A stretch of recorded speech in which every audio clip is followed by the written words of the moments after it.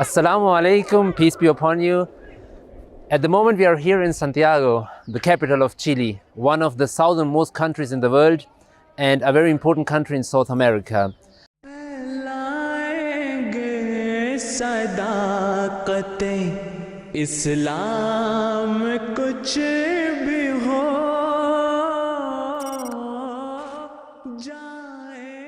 It is deeply faith-inspiring to witness that almost 140 years ago, in a very remote and unknown place of India, a person claimed to be the promised Messiah whose advent is expected by all major religions. He claimed that one part of his mission is to reestablish the lost relationship between God and mankind, and on the other side, to revive the true teachings of Islam. So the idea of this documentary is to show you how it is to start up the mission of the promised Messiah ﷺ in a country where we don't have any members, where we don't have any Jamaat set up. On the other side, as we, followers of the Ahmadiyya community, we believe in the divine promise given to the founder of this community that I, myself, shall cause thy message to reach the corners of the earth. So the idea is to show you how God himself, with his invisible hands, opened up the hearts of the people to accept the message of his divine reformer, and how the people react to the true message of Islam. The key aspect is to have personal relationships with followers of other religions and the wider society in general. So in Argentina, I have a very close friend of the Jewish community who recently as well had the privilege to have a private audience with His Holiness, with Hazur.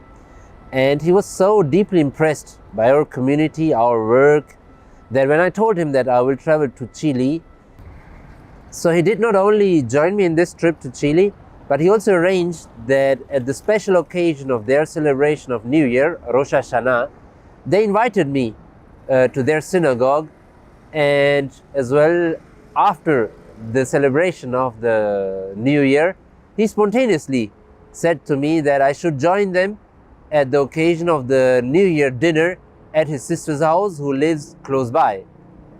And it was really remarkable that at the end they asked me if I would like, and they even insisted, please recite something and bless our New Year and bless our dinner by reciting something from your Holy Scripture. أعوذ بالله من الشيطان الرجيم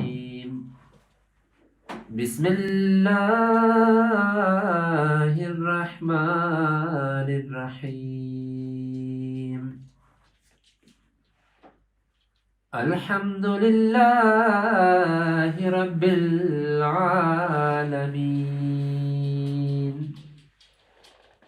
الرحمن الرحيم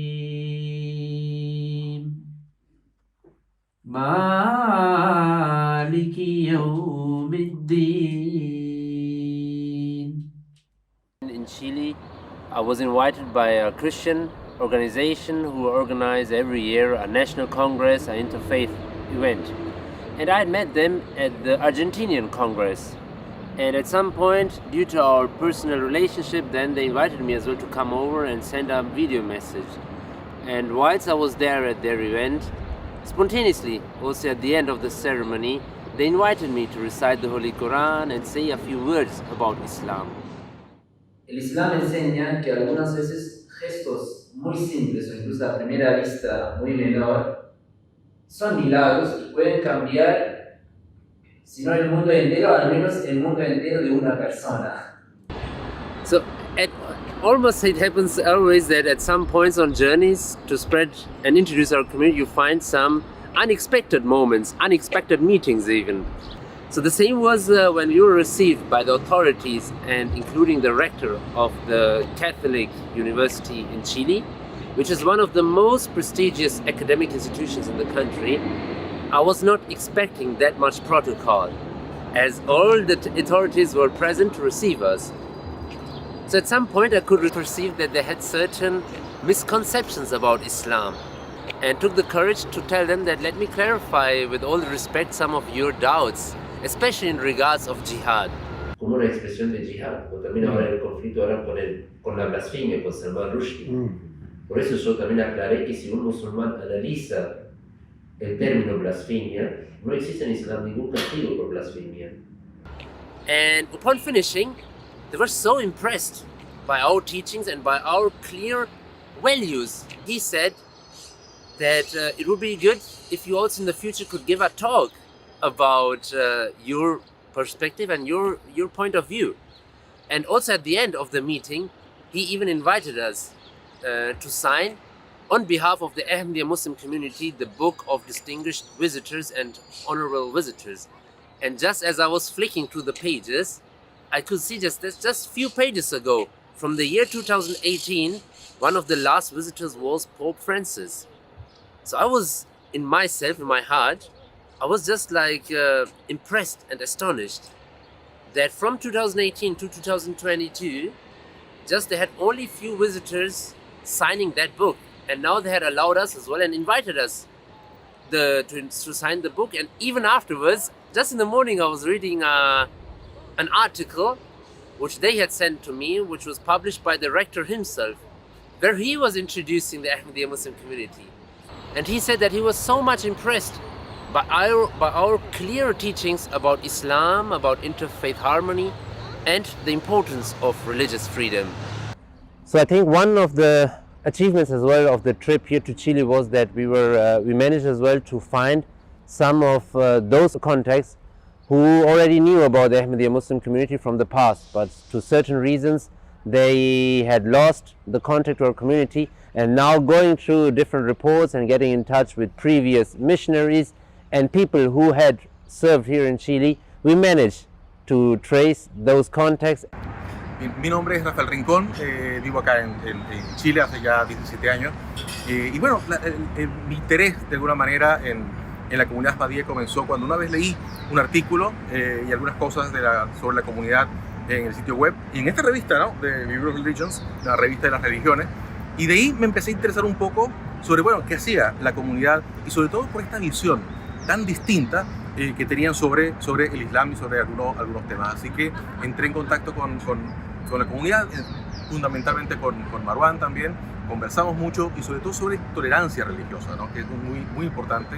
Tolerancia, consistencia y el espíritu que tiene la comunidad Ahmadiyya. Tuvimos una conversación para el podcast que se llama En el fin del mundo sobre precisamente esos temas y tuvimos también en algún momento una clase en la universidad con mis alumnos. Así que ha sido muy fructífera, ha sido muy interesante conocer esta otra visión y sobre todo este activo sentimiento por la paz, por la consistencia y por la tolerancia.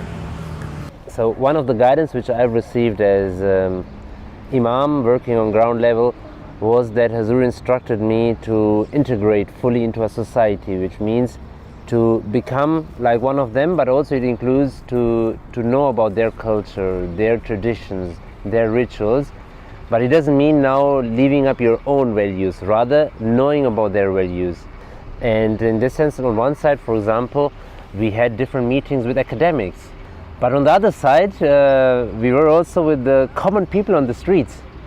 Anyone who had, from any simple taxi driver up to any simple person who was just walking through the park, and he saw us that we were speaking about Islam, so they came, they addressed, or they spoke about they raised their doubts, their questions, and it also allowed us to know more about the perception of Chileans about Islam.